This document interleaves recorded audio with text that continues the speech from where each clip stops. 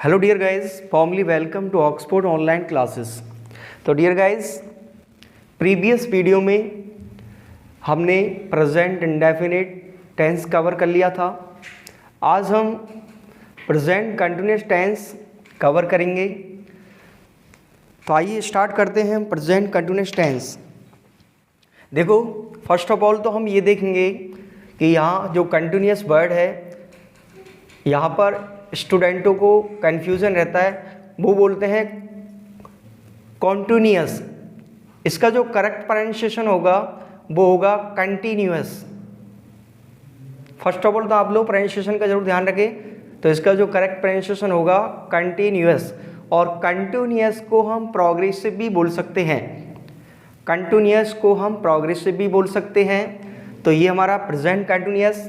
Present का मतलब होता है वर्तमान, कंटिन्यूअस का मतलब होता है जारी होना। तो इस टेंस में प्रेजेंट कंटिन्यूअस के जो टेंस है उनमें कार्य का वर्तमान में जारी होना पाया जाता है। कार्य का वर्तमान में जारी होना पाया जाता है। और ये जो टेंस है, इस टेंस के हिंदी वाक्यों के लास्ट में, हिंदी वाक्य के लास्ट में यदि रहा है, रही है, रहे हैं आदि शब्द आते हैं, वो हमें बताते हैं कि ये प्रेजेंट कंटिन्यूअस का सेंटेंस है। वंस अगेन, प्रेजेंट कंटिन्यूअस की जो पहचान होती है, जिन हिंदी वाक्यों के लास्ट में रहा है, रही है, रहे हैं या रहा हूँ आदि शब्द आते हैं, वो हमें प्रेजेंट कंटिन्यूअस टेंस की पहचान करवाते हैं। और इस टेंस में वर्तमान में कार्य का जारी होना पाया जाता है। जैसे मैंने बोला, वह पढ़ रहा है, वह खेल रहा है, वह गाना सुन रहा है। तो यहाँ पर इस टेंस में जो हमारे एक्शन है वो एक्शन जारी होंगे। तो ये इसकी पहचान हो गई। उसके बाद हम देखेंगे इसके बेसिक स्ट्रक्चरों को। इसके बेसिक स्ट्रक्चरों के बारे में पढ़ेंगे। आप लोगों को पता है कि सेंटेंस के जो स्ट्रक्चर है, जो हमारे सेंटेंस के जो टाइप्स है, जो सेंटेंस के जो टाइप्स होते हैं, 4 टाइप्स होते हैं। एक हमारा होता है अफर्मेटिव, जिससे हम पॉजिटिव बोलते हैं। सेकंड होता है हमारा नेगेटिव। थर्ड होता है हमारा इंटेरोगेटिव। और लास्ट वन होता है हमारा नेगेटिव इंटेरोगेटिव सेंटेंस। तो ये जो हमारे सेंटेंस के जो 4 टाइप्स है, इनके बेसिक स्ट्रक्चर को हम पढ़ेंगे।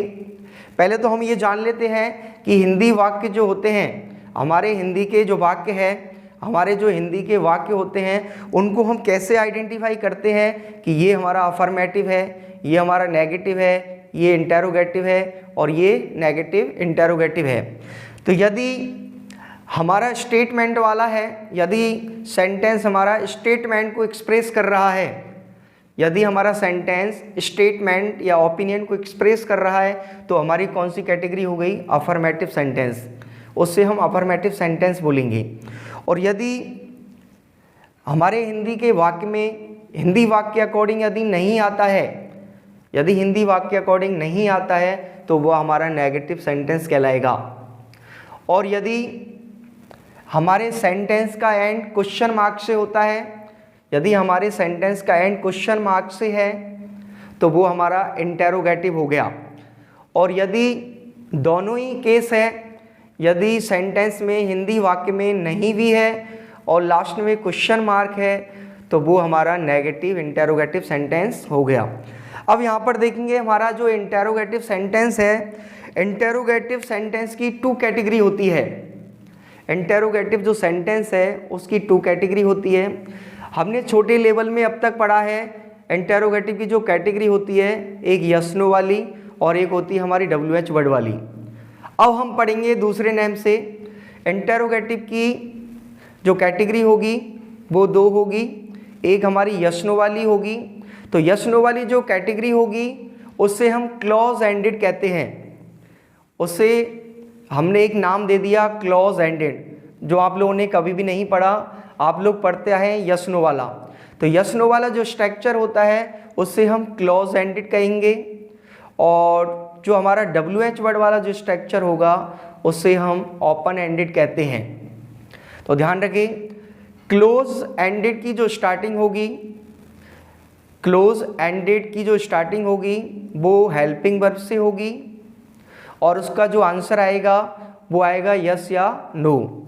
और ओपन एंडेड की यदि हम बात करें तो ओपन एंडेड की जो स्टार्टिंग होती है वो होती है क्वेश्चन वर्ड, जो हमें क्वेश्चन पूछते हैं। For example when, why, where, what, जो भी हमारे सारे क्वेश्चन वर्ड है, यदि सेंटेंस की स्टार्टिंग किसी भी क्वेश्चन वर्ड से होती है तो हमारा वो क्लोज एंडेड कहलाएगा। अंडरस्टैंड? तो ये हमारे बेसिक स्ट्रक्चर हो गए। अब हम बेसिक स्ट्रक्चरों को एग्जाम्पल के अकॉर्डिंग फॉलो करेंगे। अब हम बेसिक स्ट्रक्चर जो हमारे हैं उनको एग्जाम्पल के अकॉर्डिंग फॉलो करेंगे। जैसे हमने लिखा एक फर्स्ट वाला हमारा बेसिक स्ट्रक्चर था, फर्स्ट बेसिक स्ट्रक्चर जो है हमारा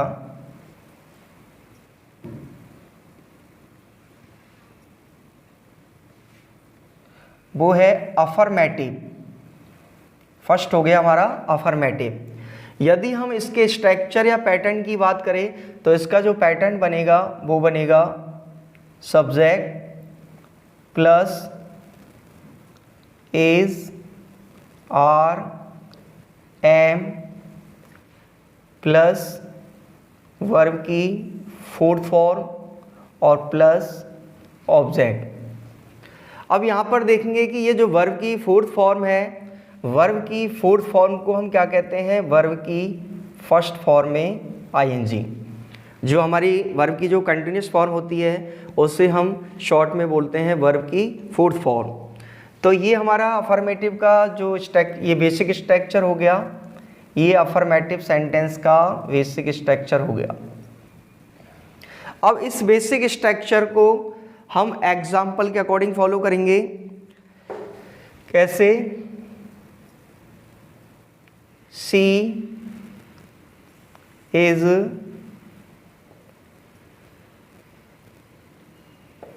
listening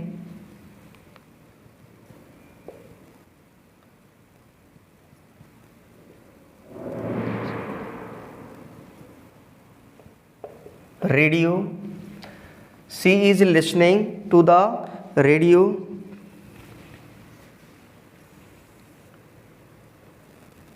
They are playing football.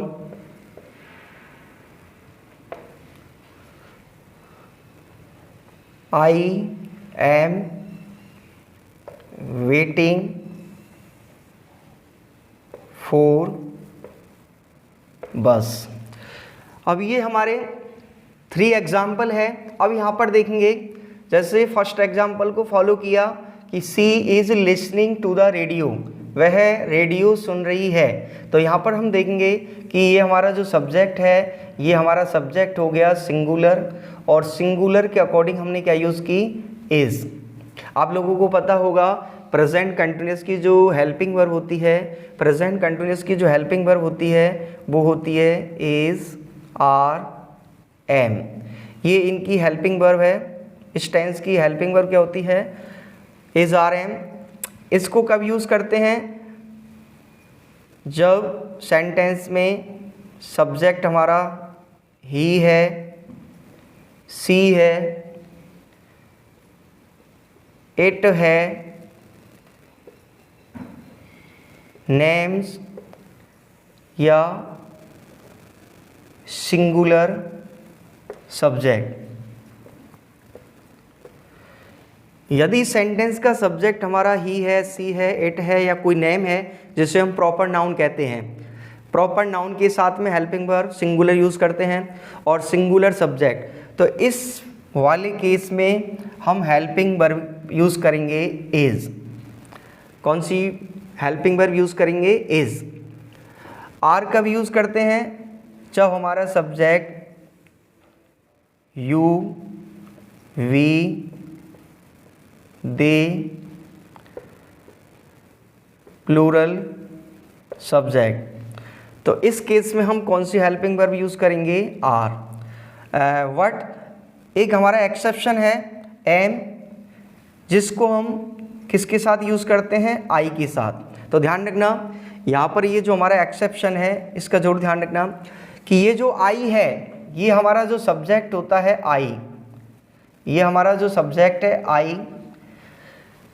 Present continuous tense, present continuous tense and past continuous tense, दो टेंसों में आई के साथ जो हेल्पिंग वर्ब आएगी वो आएगी सिंगुलर।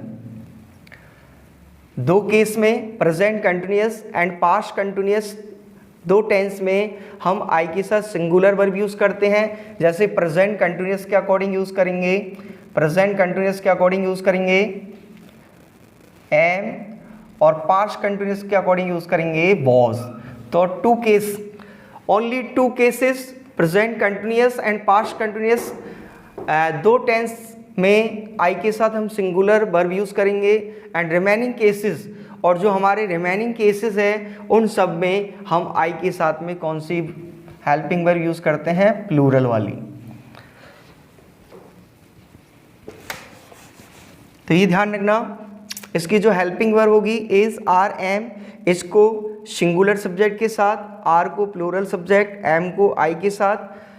अब हम मेन वर्ब देखते हैं, इसकी जो मेन वर्ब होती है, तो इसकी जो मेन वर्ब होगी वो होगी वर्ब की फर्स्ट फॉर्म में आईएनजी। वर्ब की फर्स्ट फॉर्म में आईएनजी इसकी मेन वर्ब होती है, और इससे हम कहते हैं प्रेजेंट, इससे हम प्रेजेंट पार्टिसिपल भी कह सकते हैं।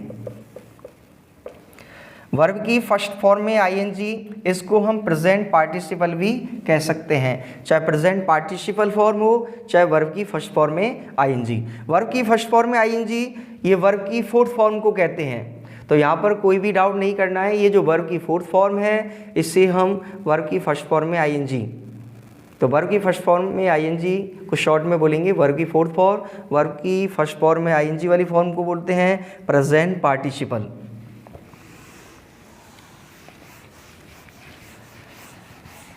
तो ये हमारा अफर्मेटिव वाला स्ट्रक्चर हो गया। अफर्मेटिव स्ट्रक्चर को हम पॉजिटिव भी बोल सकते हैं, चाहे अफर्मेटिव स्ट्रक्चर हो चाहे हमारा पॉजिटिव हो, स्ट्रक्चर सेम होगा। तो ये हमारा अफर्मेटिव जो हमारा सेंटेंस था वो क्लियर हो गया। अब हम बात करेंगे नेगेटिव की। सेकंड हमारा जो सेंटेंस का जो टाइप है वो है हमारा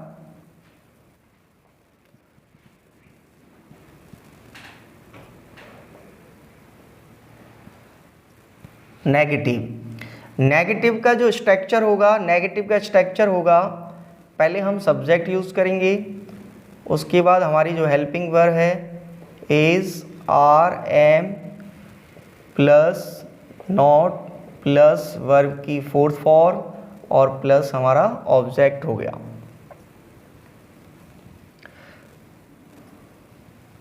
तो ये नेगेटिव स्ट्रक्चर हो गया, ये हमारा नेगेटिव स्ट्रक्चर है।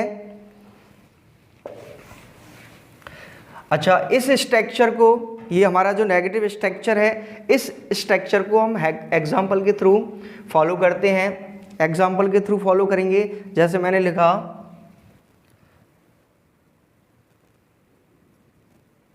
ही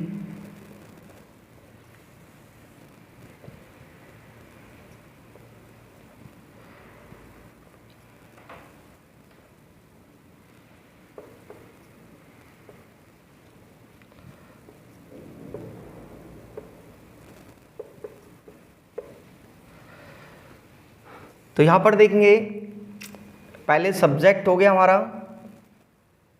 उसके बाद हमारी जो हेल्पिंग वर्ब है अकॉर्डिंग टू सब्जेक्ट, तो सब्जेक्ट हमारा सिंगुलर था, तो सिंगुलर सब्जेक्ट के अकॉर्डिंग हमारी हेल्पिंग वर्ब जो आई थी वो आई थी सिंगुलर वाली। उसके बाद हमने नोट यूज़ किया स्ट्रक्चर के अकॉर्डिंग। नेक्स्ट हमने यूज़ किया वर्ब की फोर्थ फॉर्म, जिससे हम वर्ब की फर्स्ट फॉर्म में आईएनजी वाली फॉर्म कहते हैं, और उससे हम प्रेजेंट पार्टिसिपल भी कहते हैं। तो ये पेइंग आ गया। तो बाकी का जो हमारा ये हमारी वर्ब की फोर्थ फॉर्म है, और पेइंग अटेंशन और टू स्टडीज़। अच्छा, यहाँ पर ये देखेंगे थोड़ा सा हमारा सेंटेंस का जो स्ट्रक्चर होता है, हमारा जो सेंटेंस का स्ट्रक्चर होता है, हमने अभी तक ये पढ़ा है सब्जेक्ट, उसके बाद वर्ब यूज़ करेंगे और उसके बाद हम क्या करेंगे ऑब्जेक्ट। ठीक है, तो यहाँ पर ये देखेंगे कि यहाँ पर ये क्लियर नहीं है कि यहाँ पर ऑब्जेक्ट ही आएगा, तो यहाँ पर हम लिखेंगे अदर वर्ड। हमारा सेंटेंस का जो स्ट्रक्चर होगा सब्जेक्ट, उसके बाद वर्ब, उसके बाद अदर वर्ड। अच्छा, अदर वर्ड में कौन कौन से हो सकते हैं? देखो, अदर वर्ड में हमारा ऑब्जेक्ट भी हो सकता है, अदर वर्ड में ऑब्जेक्ट भी हो सकता है, अदर वर्ड में हमारा एडवर्ब भी हो सकता है, अदर वर्ड में हमारा कॉम्प्लीमेंट भी हो सकता है। तो अदर वर्ड में ऑब्जेक्ट भी हो सकता है, एडवर्ब भी हो सकता है, कॉम्प्लीमेंट भी हो सकता है। ठीक है, यदि हम ऑब्जेक्ट को आइडेंटिफाई करें तो आप लोगों को पता होगा, यदि ऑब्जेक्ट है तो आइडेंटिफाई किससे करेंगे? व्हाट से या हुम से। यदि व्हाट से और हुम से, यदि हम वर्ब के साथ या इन क्वेश्चन वर्ड के साथ वर्ब से क्वेश्चन बनाएं और यदि इनका आंसर आता है व्हाट और हुम से, तो वो हमारा ऑब्जेक्ट हो गया, जिसे हम ऑब्जेक्टिव केस कहते हैं। व्हाट से हमारा जो ऑब्जेक्ट आएगा वो आएगा नॉन लिविंग, व्हाट से हमारा जो ऑब्जेक्ट आएगा वो नॉन लिविंग आएगा, हुम से जो ऑब्जेक्ट निकलेगा वो हमारा लिविंग निकलेगा। ठीक है, यदि सेंटेंस में एक ही ऑब्जेक्ट है, यदि सेंटेंस में एक ही ऑब्जेक्ट है तो उसे हम डायरेक्ट ऑब्जेक्ट कहते हैं। यदि सेंटेंस में एक ही ऑब्जेक्ट है तो उसे हम डायरेक्ट कहते हैं, चाहे एक ऑब्जेक्ट वो नॉन लिविंग हो चाहे लिविंग हो। यदि एक ही ऑब्जेक्ट है तो उसे हम कौन सी कैटेगरी में लिखेंगे? डायरेक्ट। और यदि हमारे सेंटेंस में दो ऑब्जेक्ट है तो कैसे फॉलो करेंगे? तो जो नॉन लिविंग वाला है वो हमारा डायरेक्ट ऑब्जेक्ट हो जाएगा, नॉन लिविंग वाला हमारा डायरेक्ट ऑब्जेक्ट हो जाएगा और लिविंग वाला हमारा इनडायरेक्ट ऑब्जेक्ट हो जाएगा। ये कब फॉलो होगा? जब सेंटेंस में टू सब्जेक्ट होते हैं, तब उसे हम बॉट के अकॉर्डिंग जो आंसर आएगा उसे डायरेक्ट ऑब्जेक्ट बोलेंगे और हुम के अकॉर्डिंग जो आंसर बनेगा उसे इनडायरेक्ट ऑब्जेक्ट बोलेंगे। और यदि एक ही ऑब्जेक्ट है, चाहे वो व्हाट वाला हो चाहे हुम वाला हो, तो उसे हम डायरेक्ट ऑब्जेक्ट कहते हैं। और जो डायरेक्ट ऑब्जेक्ट होता है वो हमारा कंपलसरी होता है और जो इनडायरेक्ट ऑब्जेक्ट हमारा इनडायरेक्ट जो ऑब्जेक्ट होगा वो नॉन कंपलसरी होगा। यदि एक ही सेंटेंस में दो ऑब्जेक्ट है और यदि दोनों ऑब्जेक्टों में से हमने इनडायरेक्ट ऑब्जेक्ट को डिलीट कर दिया तो हमारा जो सेंटेंस है वो कंप्लीट ही कहलाएगा। तो डियर गाइस, आज का टॉपिक हम यहीं पर फिनिश करते हैं और नेक्स्ट जो डिस्कशन है, रिमेनिंग वाला हमारा डिस्कशन होगा, वो नेक्स्ट वीडियो में कवर करेंगे। तब तक के लिए thank you very much, take care, bye bye.